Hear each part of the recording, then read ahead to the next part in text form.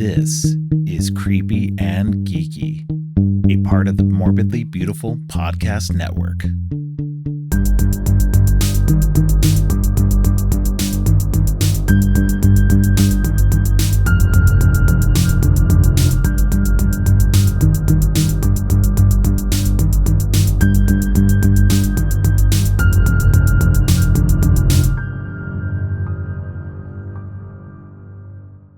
Welcome to Creepy and Geeky. I'm your host, Robert, and on today's episode, we're continuing our series on what's your favorite double feature. On today's episode, Preston Fassel returns with a couple of lesser-known movies, Psychopath and Angel, Angel, Down We Go. Preston is an award-winning novelist and journalist whose work has appeared in Fangoria, Rue Morgue, and Scream magazine. His books include Our Lady of the Inferno, The Despicable Fantasies of Quentin Serganov, Landis, The Story of a Real Man on 42nd Street, Beasts of 42nd Street, and Necessary Death. Welcome back to the show, Preston. Thanks for having me back. I've been looking forward to it for a while. Yeah, we've been trying to schedule it for quite a while, actually. But both of us would, every time something came up. So it's been a year, but and you had two books come out last year, which really, were pretty big and set you out on book tours and stuff like that. So that was a lot of stuff that kind of tangled with the scheduling. But here we are. It's been good. You were one of my very first guests on the show, and it's great to have you back. It's always fun being here, and I've really been looking forward to talking about these two. Yeah, these two we talked about, like, honestly, it's been probably over a year since we talked about doing these two movies together. So that's what's funny about getting back into the double feature aspect and having guests bring me their double features, because this really was one of the ones you wanted to talk about big time. You previously were on for the first one we did, which was for what was it, Mumsy and Goodbye Gemini. Yeah. And so those two were really really obscure, really crazy ones, and actually so far it's still my most popular episode in terms of listens. So it's great, and hopefully this one will become really popular as well. I hope so too, because like Girly and Goodbye Gemini, Psychopath especially is one of these movies that's I feel very passionate about and Yeah. just want to share with everyone. And Goodbye Gemini and Girly at least managed to get themselves legit DVD releases. Angel, Angel, Down We Go has one, but The Psychopath remains in gray market purgatory in terms of a legitimate DVD release. And man, whoever puts this out, Vinegar Syndrome, the Severin, they're just gonna print money with this thing. So yeah, no, definitely, these are definitely very bizarre, very, like, I had never heard of either one of these. And you always bring me weird stuff, man. It's always the most bizarre stuff. But they were interesting. I'll give them that. But yeah, let's go ahead and start. We'll go ahead and start with the Psychopath, which is a bizarre, like um like a Mr. Rogers style kid host who this is the setup. He kills the parents of he kills the parents who are abusing their children. So he sees that kids are being abused, and he goes and murders the parents, gives them their punishment. But yeah, that's kind of the bizarre setup. Tell me why these movies are the movies you brought to me. So Psychopath to me, I pitched this movie to people as imagine Death Wish, but instead of Brosnan, it's Mr. Rogers. And that's just such a cracked setup and not quite like anything else I've seen before. Like the vigilantes in these 70s and 80s revenge movies tend to be these stoic, strong, silent types, or these rampaging killing machines. And you've got Sylvester Stallone in Cobra, you've got Bronson in the Death Wish movies. You've got a smattering of independently released oh, you got Rolling Thunder, and it's always these tough guys. And you never see the vigilante being like this squirrely, like weird, like almost infantile guy who is very clearly meant to be Mr. Rogers.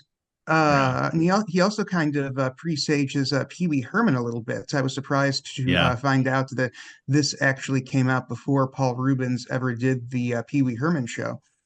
And it's just utterly fascinating to me as this singularly weird piece of cinema, even in the gonzo world of 1970s drive-in and grindhouse movies. I can't really quite compare it to anything else. It's got this Right. really unusual tone to it. The soundtrack is very interesting. It shifts between like children's television music and like this like California surf rock whenever the cops show up on screen.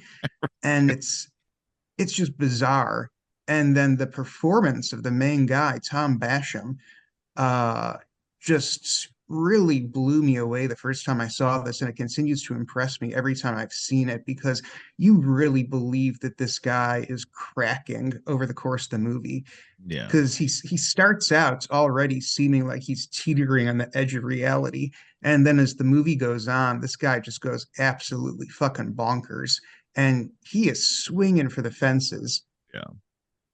Yeah, there's definitely a weird quality to him. There's it almost, I think, in today's um like viewing, I could see him as being on the spectrum, on the autistic spectrum.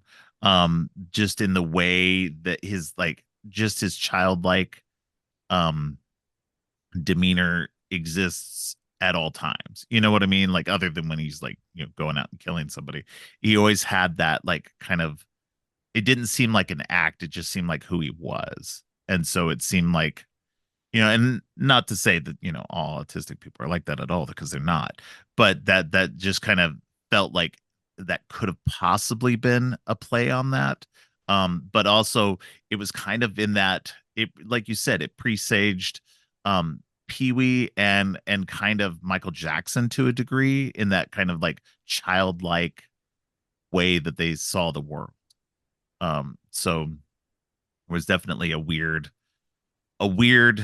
um way of playing the character, for sure. To Because to me it felt like, he identified with the children so much, um because he felt kind of like he was one still. um that's how it came off to me. Yeah, every time watch this movie, I get a different read off the character. And I'm never quite sure like what his deal is and Right. whether or not the Tom Basham had I don't know if it's Basham, whether or not he had a concrete idea for this character in his head, whether he was playing it different in different scenes, whether the Yeah, writer yeah, director had a concrete idea. But it's like there's these moments where, like you say, it's like he still sees himself as a child and very much identifies with the children, and that's why he feels so strongly about doing what he does. But then he also kind of seems to like live on his own and be independent, and he's a piano prodigy apparently. There's that scene where after I think it's the first murder, he goes back to the movie studio and plays like the sonata on the piano. And I'm just never quite sure, and I feel like that's a great quality to a movie, that it rewards a rewatch because you can pick up different things and get different ideas about what makes this guy tick. yeah. Yeah, it's definitely a movie that I can see is one of those ones that, if you rewatch it, you're gonna pick up different things. It's not available anywhere. Like you said, it's not available anywhere. I had to watch it on YouTube, a really bad copy on YouTube. Both of these movies weren't available on any streaming service. And Angel Down We Go was actually on the Internet Archive. Um, so it was definitely search these out if you're interested in what we're talking about. But yeah, this movie is so strange. I found it interesting too that one of the cops in here later on becomes Sergeant Taggart in the Beverly Hills Cop series. So that it cracked me up every time I saw him on screen because it was just like because he's literally playing a very similar cop that he plays later on, and it just was like, okay, this is like in my own internal logic, I was just like, this is where he began. I have never picked that up. But as many times as I've seen this now, granted, I think I've seen Beverly Hills Cop like maybe two, three times, but I have never made that connection before. Oh yeah, I had just rewatched the Beverly Hills Cop series for the first time in a long time, um, not too long ago. So it was still fresh enough in my mind that when I saw him on screen, I was like, wait a minute. And again, this is a not very good copy on YouTube.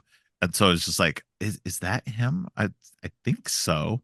And so I had to look it up, and yeah, it was his very first movie. Wow. Yeah.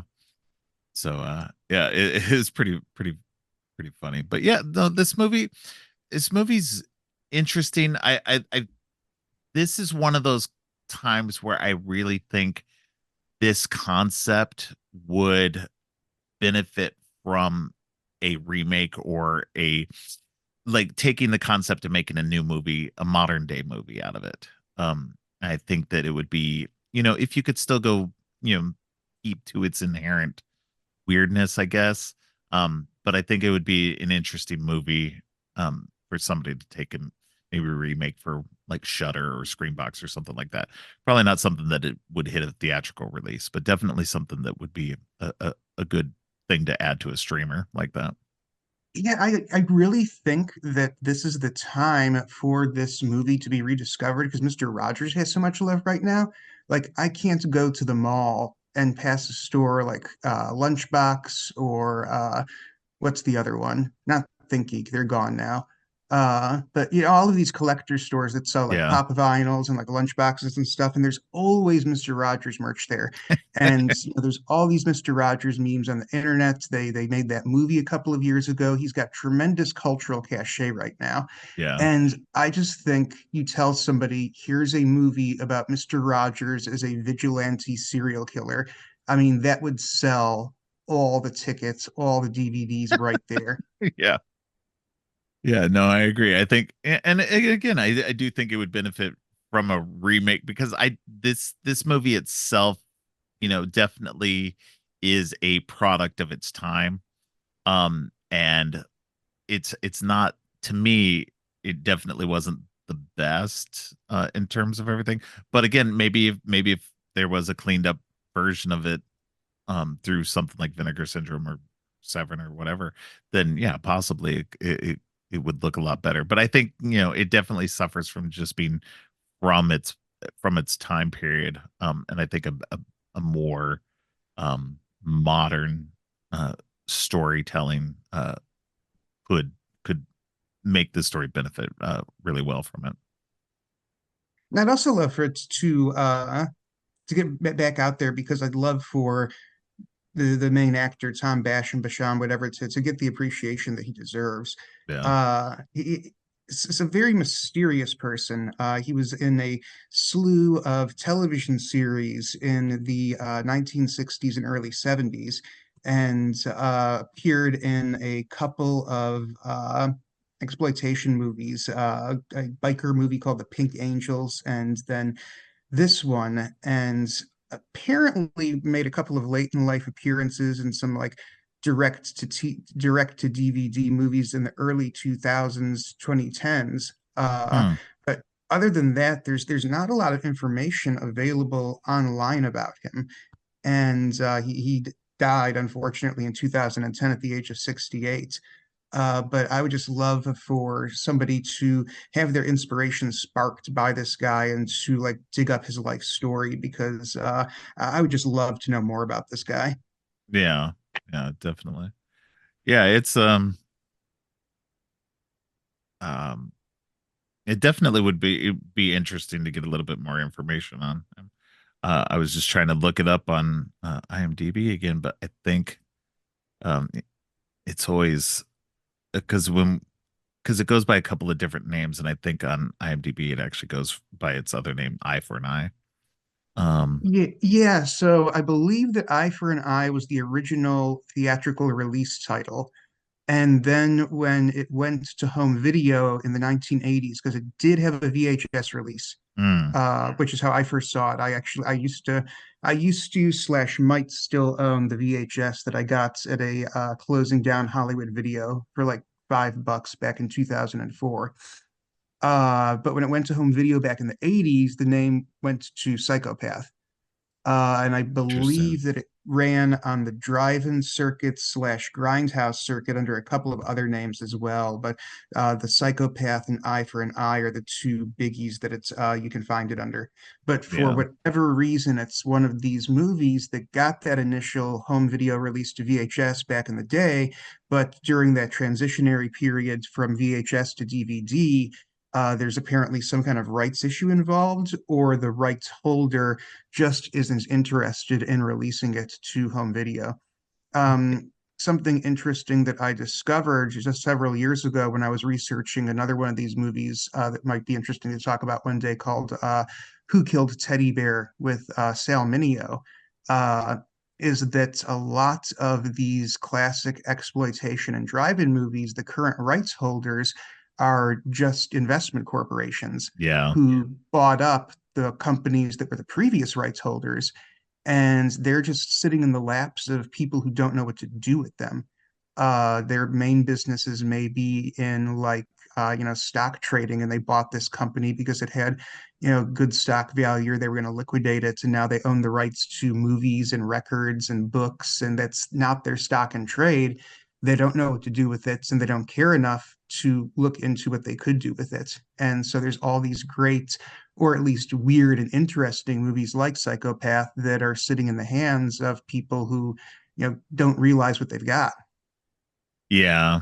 No, and I think that I've seen that a little too often over the last few years, especially of um people trying to get the rights to some of these movies, and some, you know sometimes it's these investors like you said, and then sometimes it's somebody out there who has the rights, who isn't necessarily connected to it originally but somehow got the elements and everything, and is just sitting on them, trying to get as much money as possible, and people are just not doing it, like, because they want too much for it, and it's not worth the because a lot of times these elements need to be run through and fixed, and because the film stock itself isn't in great condition still, because it's been quite a few years.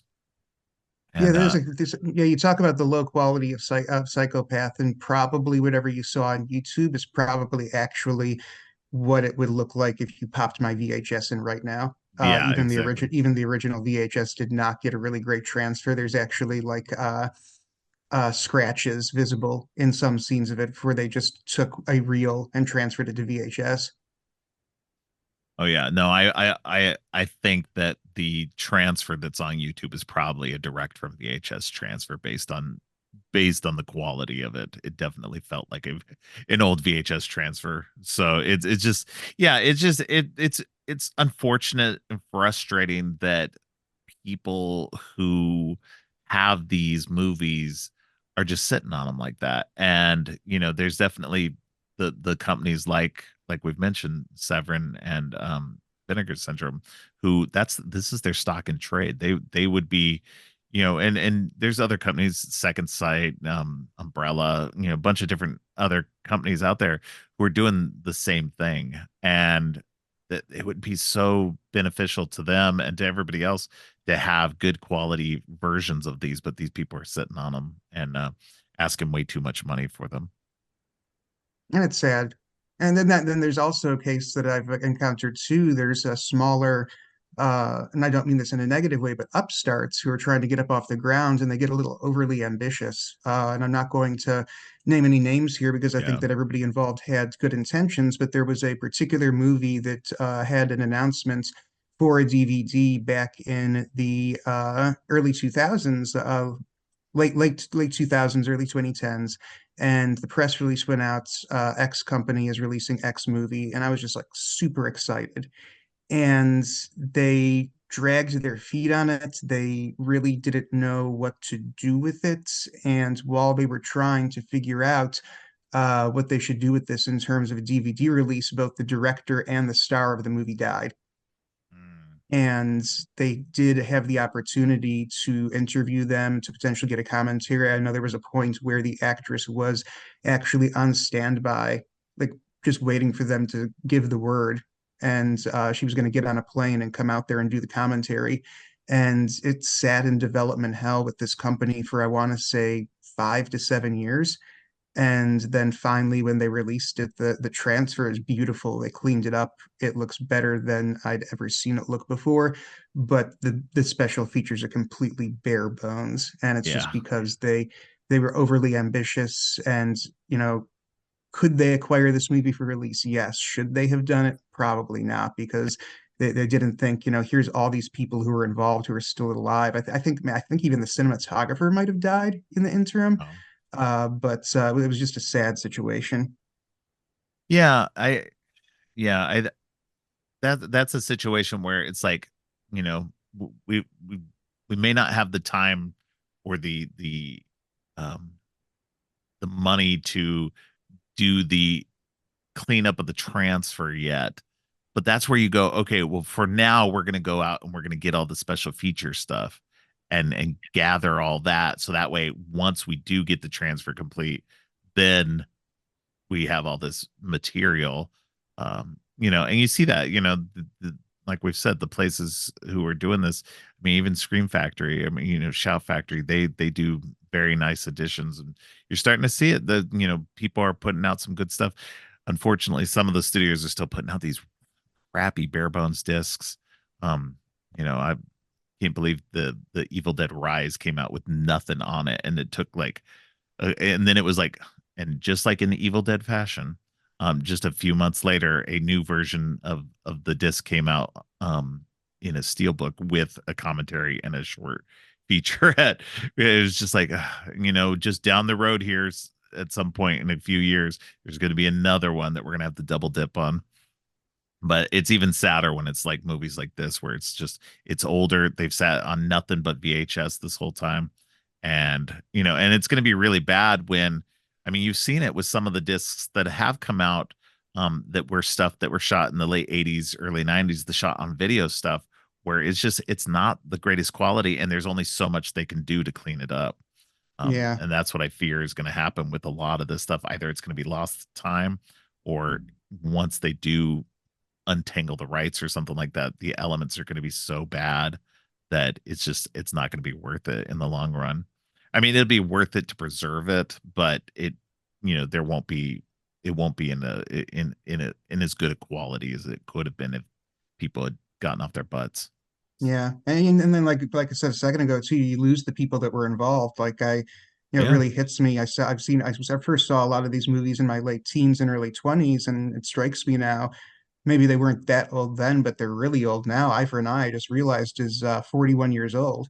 yeah. And what are the odds that a lot of the people involved with these movies are still going to be alive by the That's time you can get around where you could actually interview them or give them a commentary. Looking at the information on the director and writer, the writer of Psychopath, Eye for an Eye, was born in 1937. yeah, yeah. So yeah, it's just unfortunate. It would really benefit, a lot of the movies we've talked about, that you and I have talked about specifically on the show would benefit, for sure, from people just kind of getting off their butts, and the people who own the rights just kind of releasing it. And that's what's frustrating. And like you said, with the people who are investors and stuff that buy up these properties just to kind of sit on, it doesn't make any sense. It's like what's going on, and I'm sure listeners have seen this happening. The David Zaslav, the guy who runs Warner Brothers Discovery now, he's literally deleting movies for a tax write-off instead of Hmm. releasing them. And it's like, why? Like it's just like, I don't it baffles me that going for this tax right. He obviously doesn't care about movies. Like, that's the thing that comes down to it more than anything else, is that he absolutely 100% does not care about movies. He has shelved 3 movies now that we know of, that were either complete or near completion, and it's ridiculous. And I mean, it's been so bad that now, like, they're starting to like look into it, like, for tax fraud. Because it's like, why is he doing this? So I know about Batgirl and Wile E. Coyote. What's the third one? it was a sequel to the Scoob movie. It was almost complete. I did So not know that. yep. Yeah, it Huh. was it was pretty bad. And like, it's just, it's 3 movies that would have done well-ish. Because Batgirl was pretty hyped. It was supposed to be another return of Michael Keaton as Batman in that one. And obviously the Coyote versus Acme one, was that one is complete and has gotten anybody who's seen it, test audiences and people who got to see it, raved about it. They all thought it was great. And it's ridiculous that it's getting shelved because he wants the tax write-up. Because when it was complete and Warner Brothers said they weren't going to carry it, they allowed the filmmakers to shop it, and lots of places were interested in it, but not for the price that Zaslav set for it, which was 70 or 80 million dollars. And nobody was going to pay that price for a movie they weren't sure was going to make that much back. So, Man, if you but have dropped that into movie theaters at Christmas time, that thing yeah, could have made from like exactly what you said, like everybody who's seen it just raves about it. yeah, I mean, that could have made all the money. yeah. Put that out for the Christmas holiday. Oh, yeah. Yeah, no, he definitely, he seems like the kind of person who just literally hates movies. Like, he comes from the discovery side of things. Like, um and so, like, he's trying to, and like, they've deleted stuff. Like, they don't have um Westworld on Max anymore. So you can't watch that. I mean, you can still watch it other places. You can buy it through Vudu, or you can buy the discs and stuff. So it's not completely gone, but it's one of those situations where, like, why not have one of the more popular shows from HBO on your service? It makes absolutely no sense. It's like he just pissed off at having that kind of material on his networks now. He's all about the reality shows and crap, and it's like, that not going to make money in the long run. People, come on. So it It's just sad. baffles me that whole, like, and the whole streaming mentality now. And don't get me wrong, I kind of fell into it, like, what, 6 7 years ago myself, where I was just like, well, everything I own is on Vudu at this point. I'll just buy stuff on Vudu, and whatever else I can just watch through streaming means. And that's how a lot of people have gotten. But I, luckily fell into the horror side of stuff and started buying stuff through Scream Factory and everything. And then I was just like, you know what? I actually want all the discs of things that I really care about, and that way I don't have to worry about, if one of these services fails, then I don't have to worry about that. But yeah, it's just, movie preservation at this point is fully necessary, because it's starting to have issues. Because not only that, but you also have the problem of, when they go to streamers, they're taking stuff out, or they're re-editing things, and it's just like, I think we need to, these movies need to be saved in their original Yeah. formats, and put out at least on a disc that people can put in their collections and have some kind of backup for. So, and these 2 movies, are prime example of that, of something that, um we don't we don't have good copies of. Even if they're weird movies and stuff, um they need to And they need to be preserved. they need to be preserved in every movie, even the weirdest and crappiest things. It's just, They need to be preserved. Even the 80s and 90s direct to video stuff. Somebody out there likes that stuff. I mean, Vinegar Syndrome and Severin have made their whole like business model off of preserving that kind of stuff. So it's just like it's completely necessary.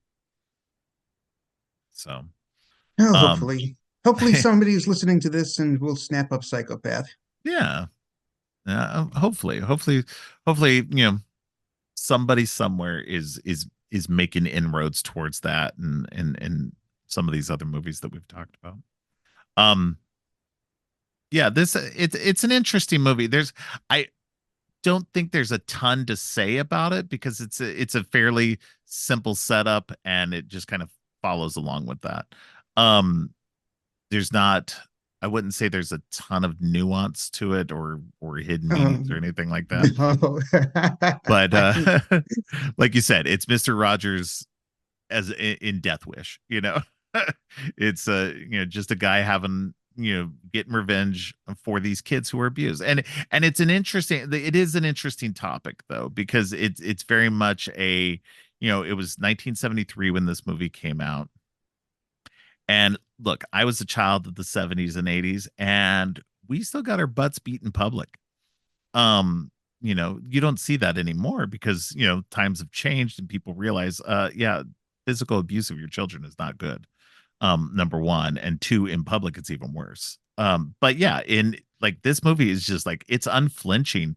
These parents are horrible and they're beating their kids in public and nobody's doing anything about it. And that's it was an interesting thing to go back and watch and see a movie where somebody did go back and do something about it. Yeah, off the top of my head, I don't think I can think of another vigilante movie centered around child abuse. There's the rape revenge movie, of course. There's the just straight up revenge movie, stuff like Taken, or The Beekeeper, which, if anybody's listening to this, The Beekeeper is way more fun than you would expect. If you like cheesy action films and you Yeah. just want to kill an hour and 20 minutes of your life, go see The Beekeeper. Oh, the But beekeeper is great. it is, isn't it? I love a Jason Statham movie. It was like, it's got its own little social message there. And but it's just a straight up just great action flick. Just watching Jason Statham tear through people is always fun to me. It So was great. But yeah, I cannot think of another vigilante child abuse movie.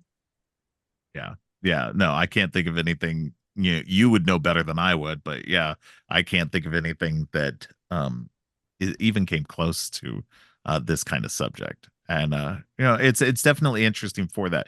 If any of what we've said like sounds mildly interesting, definitely go watch this because it while it's not the greatest movie. It definitely has some interesting things going on in it, and it's definitely worth a watch for sure. Did you have anything else to say about this one before we move on?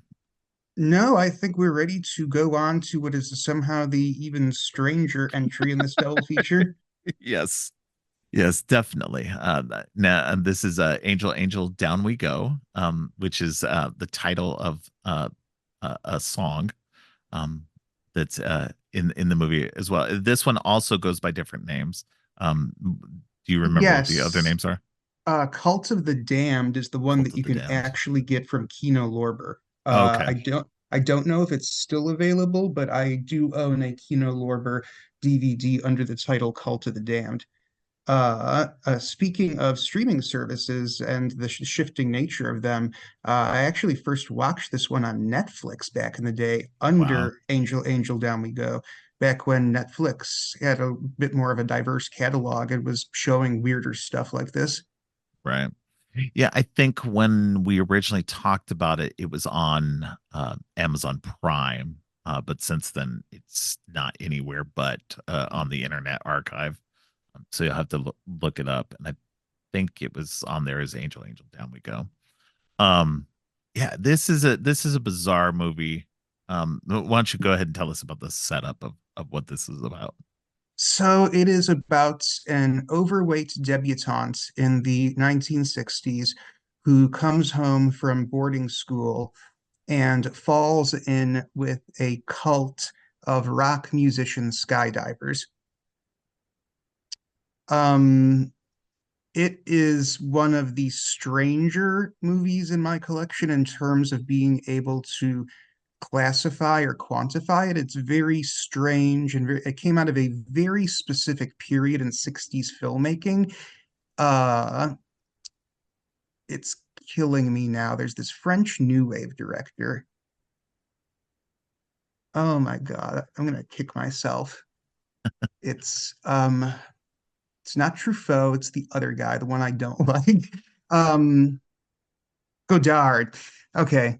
Oh yeah. It's like somebody like watched a whole lot of Jean-Luc Godard movies and then decided that they were going to fuse that with 1960s hippie movie culture, Yeah. like I Love You, Alice B. Toklas with Peter Sellers. It's a very 60s movie. Somebody once joked that Michael Mann's Manhunter was so 80s you need padding, and Angel, Angel, Down We Go, Cult of the Damned is so 60s you need padding. There's lots of shots of like painted collages and Yeah. like just like lingering shots on like different people just like languishing in different positions while they like recite political talking points. And one of the things that I picked up on rewatching this for the podcast is it's a funny thing is that it's a cult of super capitalist right-wing hippies Yeah. who are very open about the fact that they want to join the establishment and that they want to be rich, while at the same time doing everything else that hippies do, like dropping acid and wearing feathers and leather vests with no shirts underneath and spending all day playing like psychedelic rock music. Right. So this is the description of the plot on Wikipedia. It says the overweight, emotionally troubled daughter of an affluent but brittle Hollywood couple becomes involved with the charismatic rock singer and his friends. The I singer wrote per- that. Did you for Yeah, real? yeah, The singer yeah. proceeds to seduce and manipulate her entire family. Yeah, well, editing Wikipedia articles is a hobby of mine. Oh, okay. Well, there you go. Yeah, that's my summary. That's funny. But yeah, no, I mean that's a very fairly apt description. Although like that's the funny thing too is like I guess in 1960s what 1969 when this came out this actress was overweight. I don't think she'd be considered overweight in today's standards. She'd be maybe mildly chubby. Um because she's Oh, really sorry. not like maybe in the face. Um but body wise, she's dancing and moving around and everything like that. And she's not really that like overweight, I guess. And it, I guess from my perception, I wouldn't have called her overweight at all. So it's it seems like such a big plot point in the movie. They're like it people keep is. bringing up like how big she is, and like, and I really it is like it really just does demonstrates a cultural shift in beauty standards and in body positivity and in what we consider to be overweight. And I think one of the big things is that this came out at like the height of like the Twiggy look, where Yeah. like looking almost anorexic was considered the most desirable thing. And like you say, this woman is maybe at most like 10, 15 pounds over what would be considered a healthy weight at most. And yet everybody in this movie is just constantly ragging on her for her weight. Yeah. It's like it's ridiculous. Like not only her parents, but like everybody. It's just it is really bizarre. This her parents are this bizarre couple who like the dad is possibly gay. He's definitely gay. Or at least bisexual. I would say that. He's definitely bisexual. Um, and that creates a rift between him and his wife, and for some reason that makes them send the daughter to an overseas boarding school. And then she comes back after she turns 18, and the whole movie is set upon this setup that at her coming out party, that's where she meets the lead singer of this band. Um, And it's a bizarre setup. It's just a bizarre movie. It, like you said, there's the long lingering shots on collages, um, and with like voiceover narration about everything that's going on. It's just it's and it was written and directed by a playwright. So I kind of and it was in his sole directorial credit, according to the Wikipedia that you probably wrote.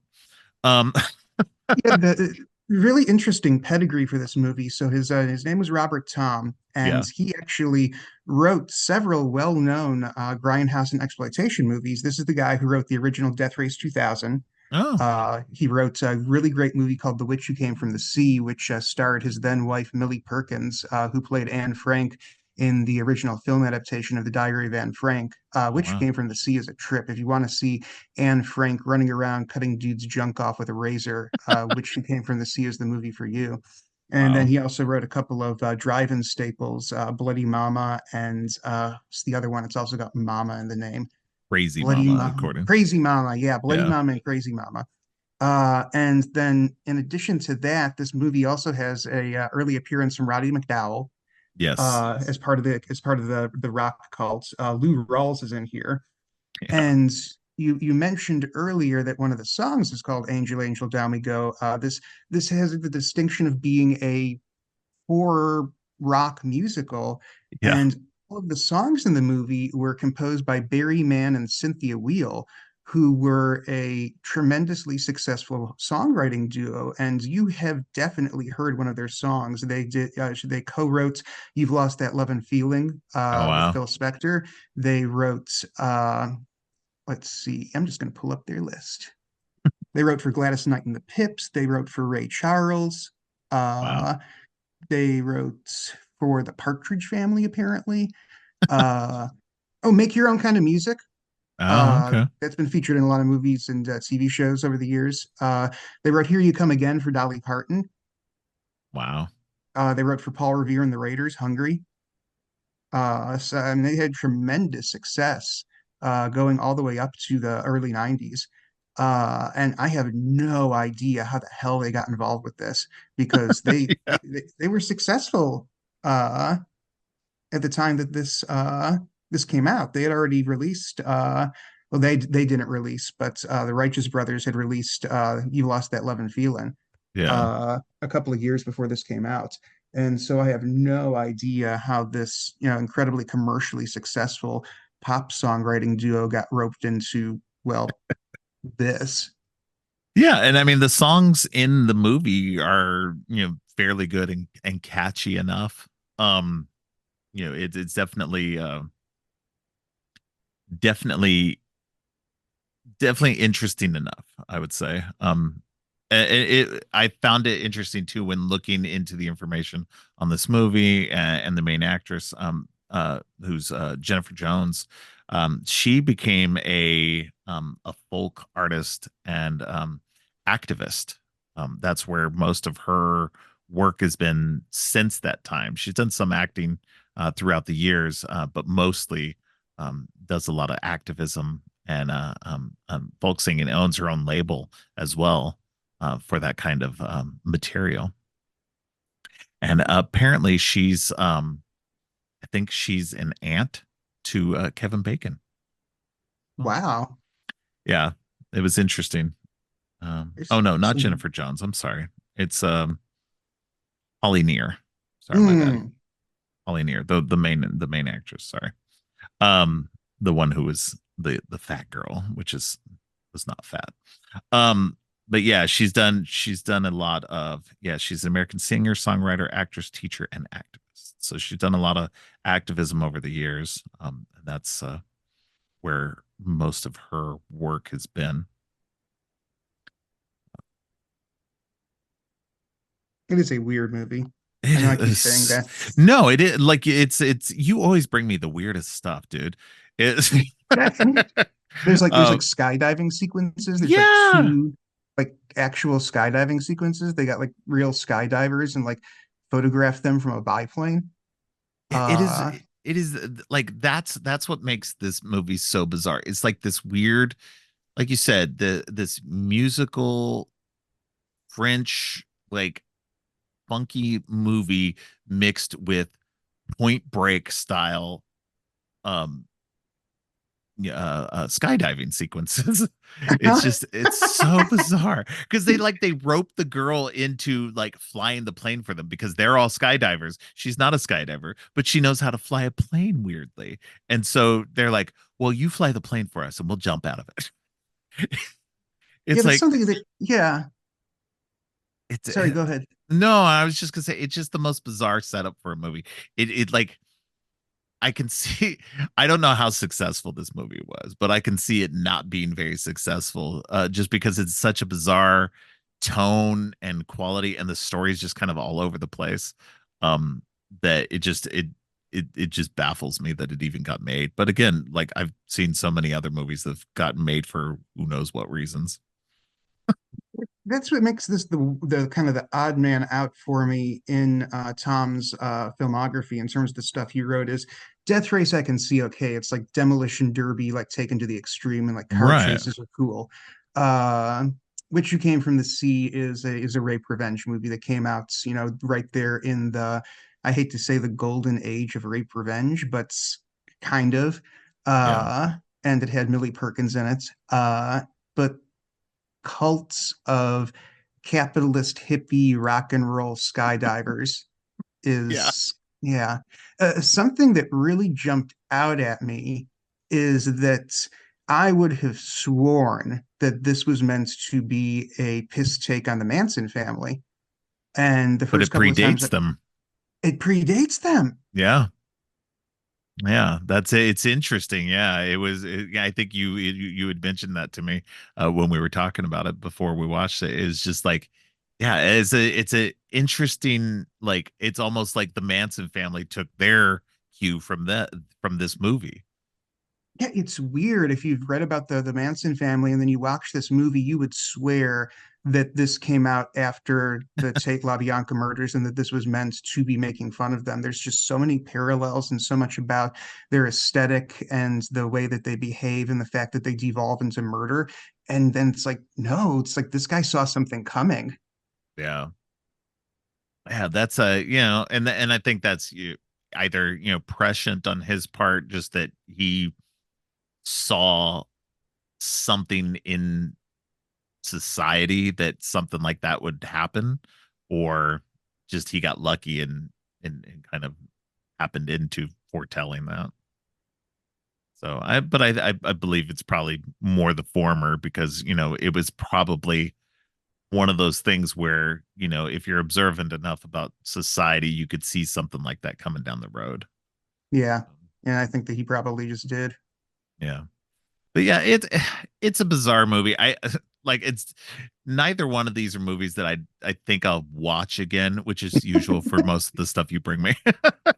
But I think they're more interesting to talk about than they are even to watch. Because because of how bizarre they are and the circumstances of how they got made. That it's more interesting to tell the stories around the story. They're definitely worth a watch. I definitely wouldn't say they're not worth a watch. So if anybody's interested, definitely go check them out and let us know what you think. Yeah, this is the thing about both of these movies. These Neither of these movies are movies that I'm going to pull off the DVD shelf, sit down, and watch by myself. Right, I own them for preservation purposes, but and right. then when I watch these movies, it's because I'm showing them to somebody else, and I want to share that experience with somebody else so that they can know that this thing exists. The last time that my brother visited for the holidays, I showed him Angel, Angel, Down We Go. I've shown friends of mine Psychopath, but these aren't movies where I'm just like, I'm bored or I can't sleep at night. Let me Right. pop this in. Yeah, no, definitely. If it hadn't been for you bringing them to me, I don't think I would have one ever known about them and two ever watched them on my own otherwise. So, but yeah, no, it's they're definitely interesting. And I think they're definitely worth a watch. Maybe watch them with friends if you can, just so you can have that kind of talk about them. But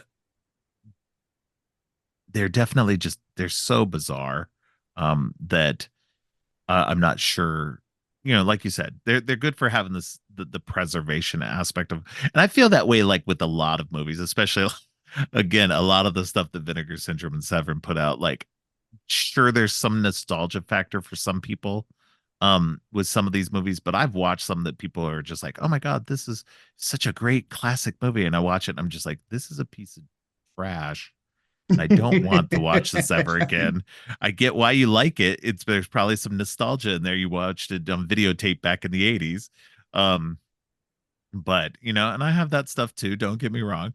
But I just yeah, there's definitely, you know, these are movies that while interesting in their ways, is definitely not something I'm gonna watch again Yeah, anytime soon. But yeah, no, it's this one, like I said, this one's just so weird because of putting it into the modern context of things. Like we said, everybody's just giving her like so much hell about her weight, and she's really not fat at all. At least according to our modern standards. I mean, here's the thing. If anybody's seen Argyle recently, Bryce Dallas Howard in that is not thin. She's not fat, but she's not thin in that movie.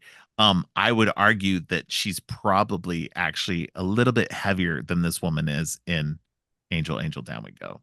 Um, and she just carried a major, you know, blockbuster style movie. So, so it's just interesting to see the changes in our views on weight and everything, and just see how like badly they were just giving her so much crap about it in the movie. It was just it was painful to watch at times. and even the mother, it's like supposed to be this plot point that she's like this washed up over the hill hag who like nobody wants anymore, and the band is able to manipulate her by playing on her insecurity about her looks. And she's stunning. She's a gorgeous older woman. Yeah. Well, and And and two, it's a weird plot point too that she made adult films too, and it's like they're it's such a weird, bizarre movie. It's like that's how the whole crux of the relationship is the man is like the father is like